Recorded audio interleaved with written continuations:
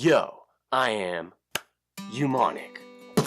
Earlier this week, I attempted to conduct my first live stream using Twitch. I'm a total noob. It wasn't a complete fail. That's up for debate. There was serendipity, and that came in the form of the beat that I was making. That beat is going to be the foundation for today's video. Come on, let's go.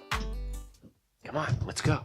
It all started with a sample from my tin can sample pack that I used in the video yesterday. Go look for it.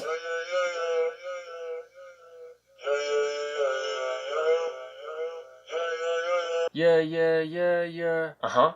That's where it started. Then things got saucy.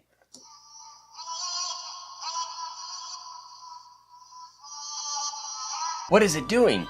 It's a pack of elves singing the song of their people in this wide open meadow. That's what I see, at least.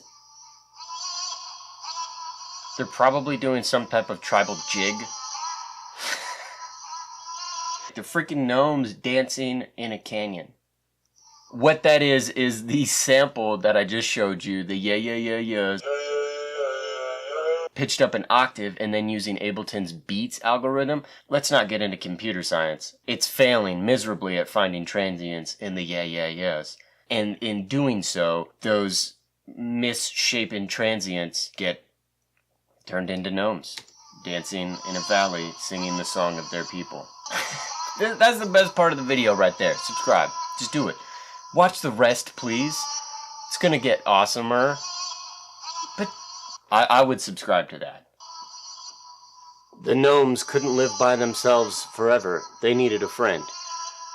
Something. Like an acoustic guitar. Watch me. Tin can microphone, right here.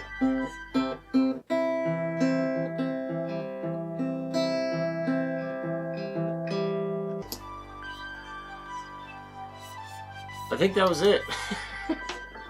Okay, check it. Let's get out of the headphones. Put these sounds back into the air where they belong.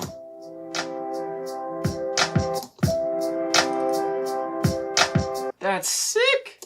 Woo! Here, let me just solo it for you.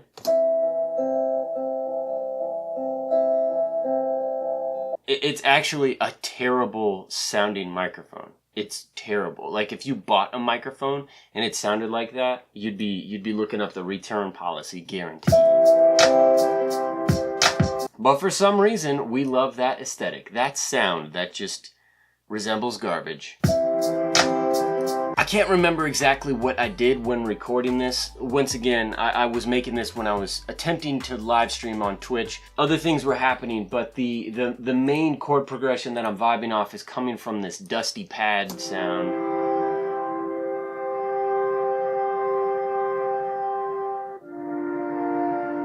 Point being, I know where it needs to go, so I just recorded the first 2-bar loop of that guitar, then I pitched it down 2 semitones to match the strings.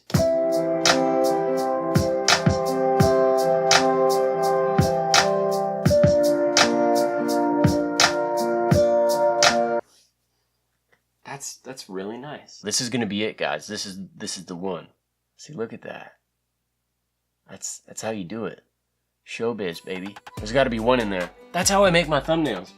I'll just go through the video. I need my rubber band. Keep this baby on there. And then I find a thumbnail.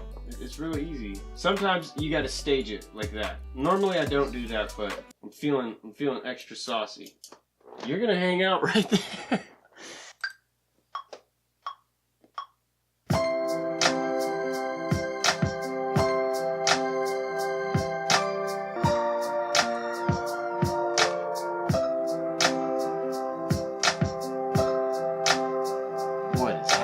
Check this out.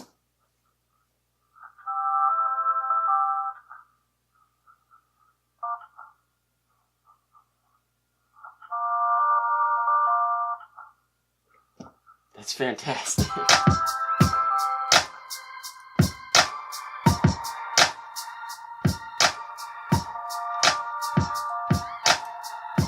Some reverb and delay on that. I'm playing it back and listening to everything involved in it, And the drums are just honestly too clean because the sounds that this originated with were all from the tin can microphone. That guitar is super noisy and dusty. I'm gonna try the isotope vinyl plugin. It's free. Give it some warp maybe.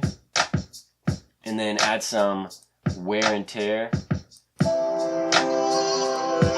That guitar needs some work. It's just buried in the mix. Here's what I'm gonna do about the guitar. Duplicate it, pitch it up an octave, and then filter out most of the low end so it's just the top end, and then add a widening effect to it. Just a little something something can make a sound stick out in your ears if you hear a certain way. It's psychoacoustics, man. It's legit.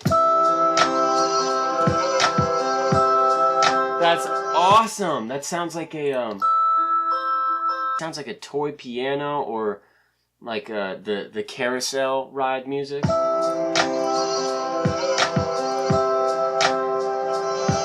Bass.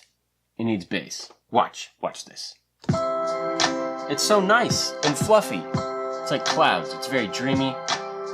So we need to give it some reality, a grounding function, if you will.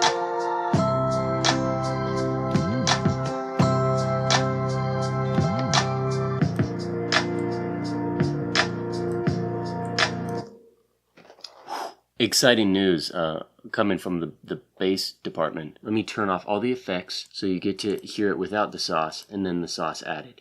This is it pitched up and stuff.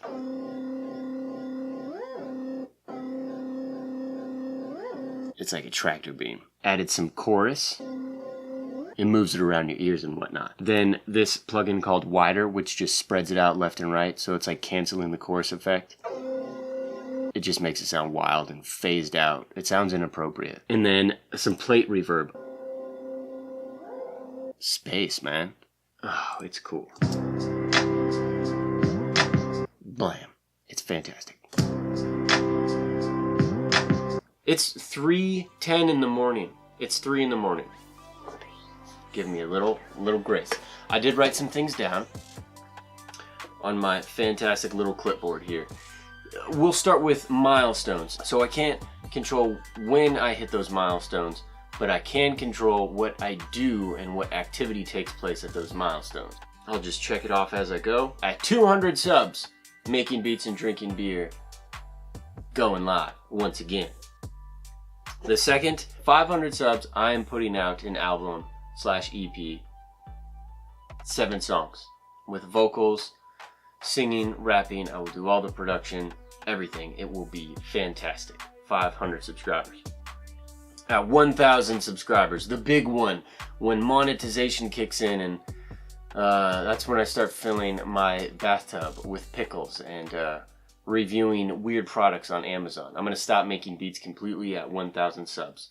Actually, it's a new show. It's something that I've been wanting to do, but I feel like more momentum is needed to really kick it off right. It's something that you could see on television. Like, there's segments, there's interaction. The premise of it, basically, the beginning, there's like 2 halves. The first half, we build something. A musical instrument, a synthesizer, something small and kind of DIY-ish. It's very DIY and relatable and easy, like low starting point, very entry level, and then we make music with it in the second half. So I'm really excited about it. It'd be so much fun. Sharing is caring. For me to further my channel, which is a big chunk of my brand that I'm attempting to build on the internet, is by you sharing it on Facebook, on Twitter. Word of mouth is huge. If you feel moved by my content, then go move my content, if you will. I'll stop at that. Thank you for tuning in. Okay, I'll shut up. Let's listen to this beat.